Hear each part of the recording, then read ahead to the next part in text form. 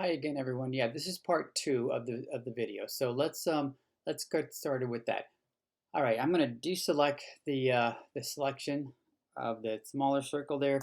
Deselect, and when we look back up on the toolbox, I said that we were going to be working with the polygonal tool. So let's talk about what that is. So if I select that tool, the first click indicates the beginning of the selection. So let me click.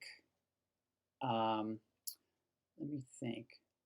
Let me click here, and then when I drag the mouse, I get a straight line, and then it allows me to find another place to click. And when I do click, that's the point. Um, that's that corner point of this of a selection, and I come down here and I to the bottom, and I find another point, and I click, and I have the line, and then I go to another corner and I click, and watch the cursor when it goes over where the first click was. Okay, it turns into, see, there's a little O that forms. Okay, that just means that we're finishing it, or it's completed. So if I click there, then what I get is a selection. Okay, a selection. So we use the polygonal tool to make angular areas in which they can be selected. All right.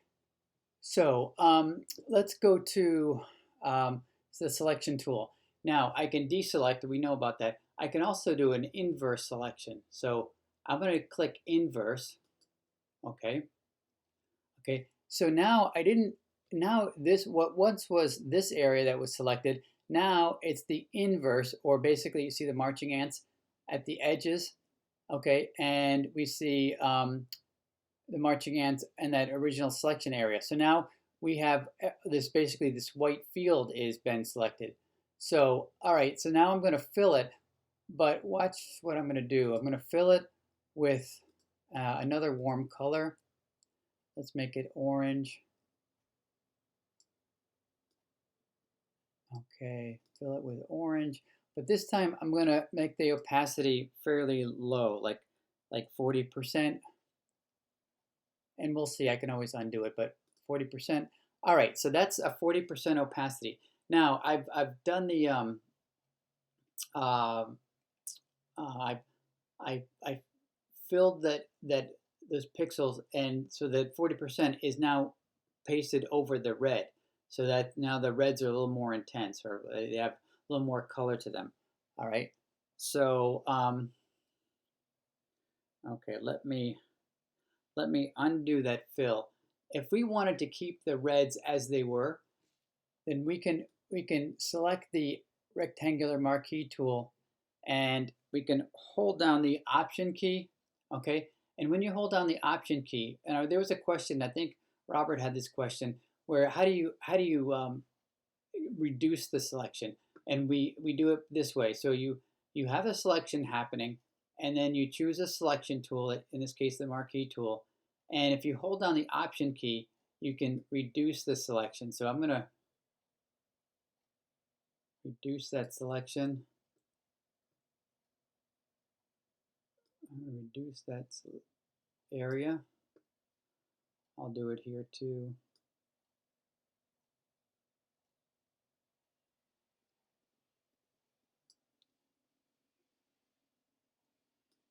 I'll do it here too.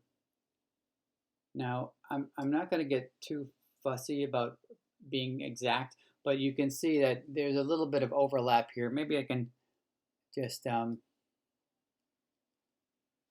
capture that. Okay, and then there's a little bit of, okay, there's a little bit of white that I picked up here, so I can hold on the Shift key, and that's adding a selected area. Now the option subtracts, but to hold on the Shift key, it adds. So I'm going to I got a little bit of the white there, so what I'm going to do is just add that selected area. So now it becomes, okay. And then I'll do the same thing. I'll go under Edit. I'll go to Fill. It's 40%, which means it remembers the characteristics that I had before. I hit OK.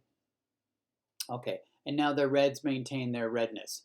All right, and I'm going to leave it at that. Okay, so I'm going to deselect Command D. Okay, and this is my pattern.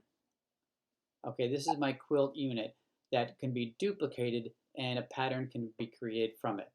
All right, so this original document, now I haven't saved it yet, so let me go ahead and save it.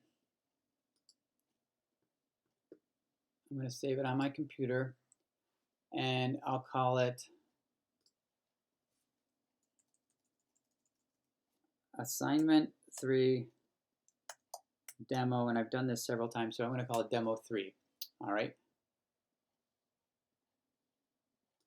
All right. And then what I want us to do is for the file that you need to email to me is a PNG. Now, I don't want you to send me the original Photoshop document because it's much larger. It requires more space. Okay, it's not as easy to email. So under the File menu, we'll go to Export, and we'll do a quick export as a PNG. And that's going to make it a simpler file. It'll compress it. And so go to Quick Export as PNG, and it's going to ask me what do I want to call it. And I'll call it the same thing. It's just you'll notice the file, the extension is PNG, and I'm going to save it to the same place and hit Save. Okay, and then you can just email that to me. But before we go, let me just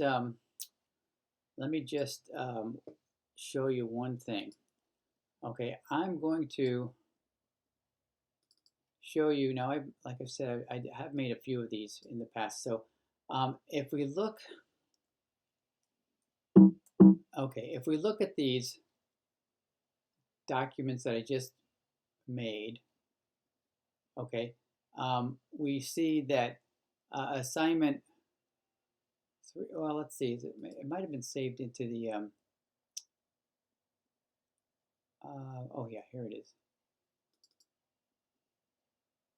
Okay, here's the PNG, and that's 12 kilobytes. That's not it.